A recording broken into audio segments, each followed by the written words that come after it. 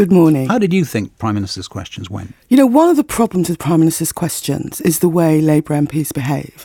And if Owen Smith wants Jeremy to score over Theresa May in Prime Minister's questions, he needs to talk to his colleagues.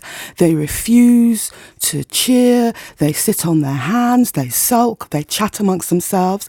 And some of these Labour MPs need to understand it's not about supporting Jeremy as a person, it's about going into the chamber for Prime Minister's questions and supporting your party. That's an extraordinary allegation that Labour MPs essentially scuppered their own leader in his bid to put one over on Theresa May on her first outing. When Theresa May came in, she got huge cheers from the Tory benches. When Jeremy came in, there was silence. I've spoken from the front bench and I've spoken on platforms. If your own side isn't behind you, it's really difficult to hit your stride. I thought he did fine, but if Owen Smith is worried, first and foremost, talk to Labour MPs and get them to support Jeremy in the chamber. But the blame, if people do think that it didn't go fine, an awful lot of people think it didn't go particularly well, the blame is with Labour MPs, not with Jeremy Corbyn. Partly. I mean, if you've spoken in public, you know, if your own side isn't behind you, it's hard to do it. Owen Smith has himself been criticised online a lot in the last few days, following a story originally in The Times about his work for Pfizer. He used to work for them, the drugs multinational. Is that a legitimate part of the debate now, do you think, between him and Mr Corbyn? Well, you know, party members will look at this issue. I know Owen Smith says technically he wasn't a lobbyist, but for practical purposes he was, and party members will look at this issue because there's no issue closer to party members' hearts than the NHS. And you know, the Tories... He worked for a big, important health company. He didn't work to undermine the NHS. No, but he wasn't a scientist. He was a lobbyist. And I mean, the Tories have had a former PR man stroke lobbyist as their leader, David Cameron. They've now moved beyond that. I don't believe... I mean, Owen Smith's, he's a great bloke and so on, but I don't believe that someone whose history is having been a special advisor and a pharmaceutical company lobbyist is going to enthuse the base. But why not? Because he's worked for a company that provides jobs, that is involved in healthcare. I don't think there's an allegation necessarily, well, he certainly denies the allegation that he was in any way trying to undermine the NHS. What's wrong with it? Well, you were in America until a year or so ago, and you will know that in America and in here, people find the link between lobbyists and politics very distasteful. And having been a former pharmaceutical company lobbyist will not help Owen Smith. Right, so it's the lobbying and the fact of who he was working for as well. It's both of them coupled together. I think so. I just think that's how ordinary people see politics now. They're worried about this link between lobbyists and politics and the idea there's some kind of seamless relationship. Do you accept, when you look at the broader picture and you look at this extraordinary number of people who've joined the Labour Party recently, that is, to put it mildly, only a part of what needs to be done now to make Labour electable again? In other words, you've got these members, you've got this enormous enthusiasm, you've got people joining the party in incredible numbers, but you're not making any headway in the wider polls, the ones that matter. Well, first of all, I'm really glad all these people have joined. We believe that many of them are Jeremy supporters.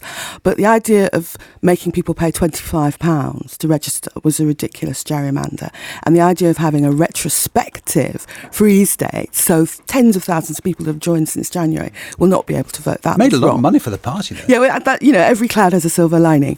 But in terms of it's not enough, of course it's not enough. And one of the things that Jeremy's very keen to do in the summer campaign is not just speak to Labour Party members about the leadership, but wherever he goes to speak to non-Labour Party members and roll out some of the policies we've been working on and actually look outwards. You're right, it's not enough, but it's quite exciting that we've got the biggest Labour Party we've ever had. Interesting you say speak to non-Labour voters. In what format do you expect him to do that?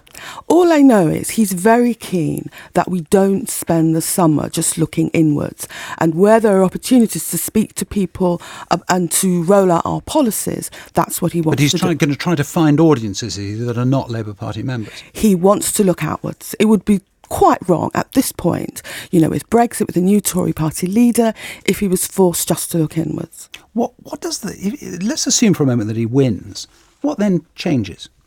Well, what changes? He won twice. And there was obviously a hardcore of Labour MPs who will never reconcile themselves to the result of last summer's leadership election.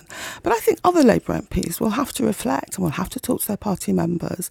And I hope that they'll realise that at this point, when he's won twice, they really do have to come behind him. And if some Labour MPs do leave, you're not too worried about that? You don't expect there to be another serious party? No. I mean, I went through the SDP period. It didn't go well for the right wing of the Labour Party. I don't expect them to leave. And I think all this nonsense with them declaring UDI in Parliament, that's not going to work either. Can I ask you about Shami Chakrabarti, who chaired the party, well, the independent review into anti-Semitism in the party? There are suggestions she's possibly been offered a Labour peerage. Is that true? I have no idea. That will be between the leader's office and Shami Chakrabarti. Given that it was an independent review, do you think it would be improper? No, I don't think it's necessarily improper at all. I mean, Shami has an incredibly distinguished career. She's just the sort of person that should be going into the Lords. If you look at her record at Liberty, if you look at her role in the political debate, and above all, if you look at her defence of human rights and civil liberties, she's exactly the sort of person that should go into the Lords. Then she shouldn't have been conducting the review, should she, which was meant to be done by an independent outsider? Well, you need to ask Shami if you think she's capable of being independent. I'm confident she's capable of being independent. You clearly have doubts. Well, the look of it to an ordinary onlooker would say it was odd that someone conducting an independent review then becomes essentially, certainly the allegation is that she's then offered a Labour peerage. The look of it is that one of the most distinguished people in public life, who also happens to come from a minority background, one of the most distinguished women in public life is going into the Lords. The look of it, in my opinion, it will look entirely appropriate. Just to be clear, you've said she's going into the Lords, but you're not confirming that peerage. No. I'm just, because you're saying what would the look of it be if Shami Chakrabarti was to go into the Lords? You're talking about the look of it. The look of it would be one of the most distinguished women in public life going into the Lords. Diane Abbott, thank you very much.